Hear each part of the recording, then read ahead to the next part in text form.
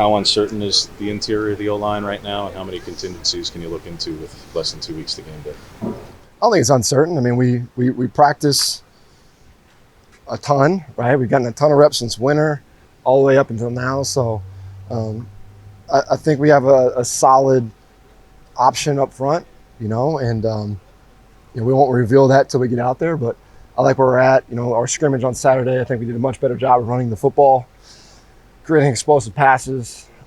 So we're right where we need to be, and I'm looking forward to start really prepping for some games. Philosophically, do you approach solving something like that as, if the problem is that filling a right guard position, is it 1-for-1, or are you open to musical chairs of, all right, well, maybe you have to move somebody else to plug that, and if that opens another hole, well, so be it. And then yeah, I mean, I think the way that we practice, we do musical chairs. We play with different lineups. We put guys that play tackle in at guard just for position flex. I mean, you look at a guy like, Steve Jones last year, what he did for us and provided flex at tackle, guard. So we cross-train our guys all the time, not only O-line, wideouts, tight ends. So I feel good with where we're at. Have you seen Poncho kind of grow into playing center? Well, there's so much up front, not just blocking, which he's more than capable because he's got the size and the strength factor, but there's a lot of calls. I mean, he's the second quarterback on the field, identifying the front, identifying the ID.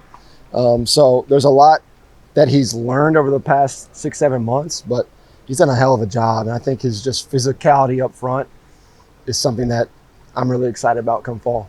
Where do you think the offense has just grown the most from the first day of fall camp until now? I think guys just getting on the same page. Like, it just takes time. Offensive football is so unique because all 11 truly have to be on the same page for a play to be successful. So, I think it starts with our quarterbacks. We got a lot of new, and they're at a point now where they're really handling things up front. Again, run checks, protection checks, changing routes. So I feel good with where we're at, and I just can continue to practice and get things right.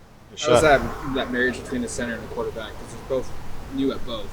How has that kind of gone in terms of the checks and the communications and the pre-snap adjustment? It's huge. It really is. The good thing with coach-to-player communication, headset communication, I'm able to talk up until 15, and you don't want to talk too much because it can just become white noise with the QB. But giving them specific things within the play to, hey, if we get this, check to that also helps as well. How set in stone is your communication there going into a season where you've kind of never done this before, and how open are you to changing as you kind of go and figuring out the right and wrong maybe out? Yeah, it is, but we've been working it now since spring ball, so I've learned along the way, and it is new because I think there's a fine line. You got to figure out what the quarterback likes. Like, do you want a lot of communication or not a lot? So it just depends on the guy.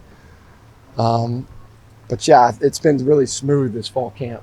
Rashad's been an experienced starter before. A year ago, he was contending here until the arm injury, and then that probably set him back in terms of the path backwards. Where is he now in terms of being capable of, if you have had a call on him for one of those guard spots? Yeah, I feel good about Rashad, along with a lot of other guys up front. It goes back to knowing what to do. When you practice against our defense, who does a lot up front, sometimes it takes a little bit of time. I mean, O-line, doesn't matter if you're a senior or a freshman, it's still developmental. And when you get to this system where we have a good amount of scheme and you see a lot every single day, it just takes time. So he's at a spot now where I think he feels really comfortable in what we're doing, what we're asking him to do, and then allowing himself to play free and what we brought him here to do, play physical. Where's Dante's level of command of the offense? 2 scrimmages in, 2 fall camps, spring. Where's kind of he at right now? I mean, I feel good about where Dante's at, along with Austin and Dylan. He's still learning and growing. We just got to continue to take easy money throws at quarterback because we have elite talent on the edge, our tight ends, our backs. Get them the ball quickly, let them go do work. So I think he's still learning and growing in our system, but he's at a point now where I feel really good about his progress.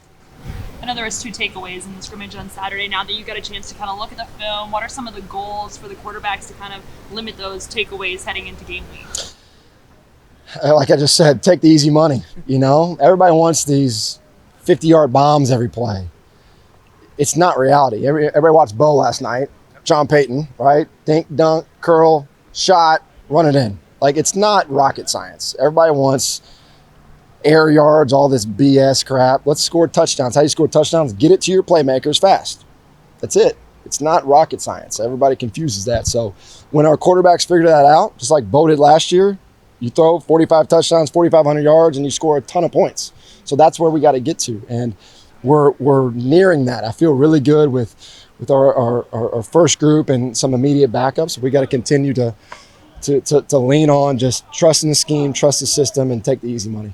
It's kind of the vision for Trayshawn, and do you want the wide receiver 3 targets in production to be like what DeCorian was for you in terms of maybe the distribution be maybe other than 1,000, then down to 400 and 500, or maybe 1,000, 700 if you could get there, kind of thing? Yeah, I mean, I think, our third receiver spot, I guess you could call it, I think it can come from a lot of different people. Bucky had 53 catches last year, so our backs are utilized a lot in the pass game. I'd like to see Terrence Ferguson and Kenyon, their production go up, because if they're catching the ball, I think they're super dangerous. So Trayshawn's done a phenomenal job. I don't consider him a third wideout. I think we got 4 or 5 guys that can really put on a show every single game. So it's just a matter of us doing an excellent job in our game prep, personnelling specific plays for specific kids, because we got a lot of talent. So it's going to be a good challenge as a coach to make sure everybody's getting involved early. You mentioned in the spring, kind of talking about receiver rotations, playing maybe more than just the 4 or 5 guys. Is that something that's still on the table, and kind of what have you seen from some of the maybe unproven players? Yeah, I mean, like Kyler's done a really good job this fall camp. Justice Lowe has shown up. Jurion's getting back on the field, and he's had a really good weight, and he's playing fast. So I wish everybody could catch the ball. You know what I'm saying? I wish everybody could score touchdowns. But what are we going to do to win games is depending on the game plan, the flow.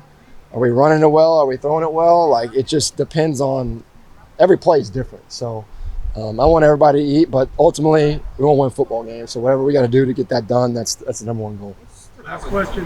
What stood out with Justice and just his development? Because Tez was hyping him up after the spring game. A lot of players have talked about him. Drew mentioned him as a guy that's had a big camp. What did you see? Yeah, I mean, it's like potential is everything that you're not. Like, he's got a ton of potential.